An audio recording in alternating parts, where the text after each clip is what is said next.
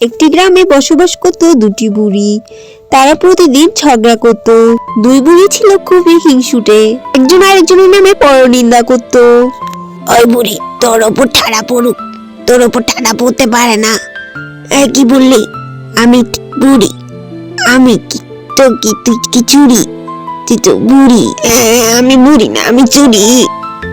অন্যের কাছে যে আমার নামে নিন্দা করিস, লজ্জা লাগে না তোর কাছে? লজ্জা লাগবে কেন? তুই নিজেও তো বলিস আমি নাকি চুরি করে খাই। ঠিকই বলেছি। তো খাস তো, মিথ্যা তো আমি বলিনি। তুই তো চুরি করেই খাস।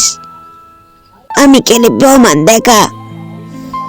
এভাবে এই গ্রামের দুই বুড়ি প্রতিদিন ঝগড়া করে। অন্যদিনের কথা, কিছুদিন পর নীলাভাবি এসে বুড়িকে খবর দিতে আসে।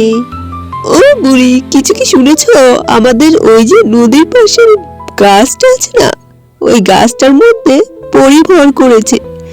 যে যা চায় ওই পরী তাই দেয়।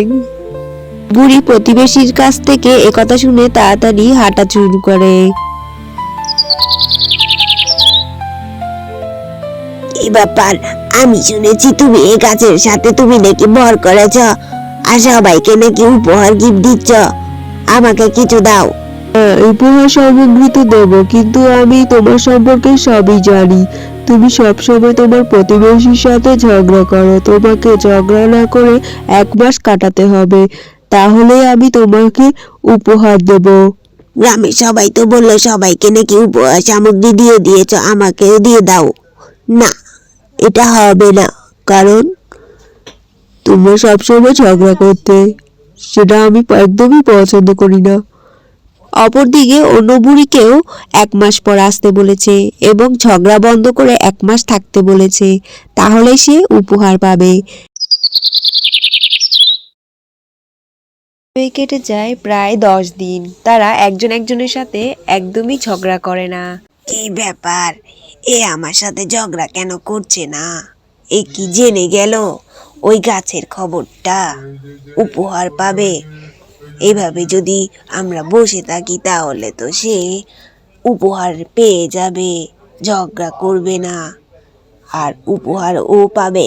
এভাবে আমি ছেড়ে দেব না ওকে।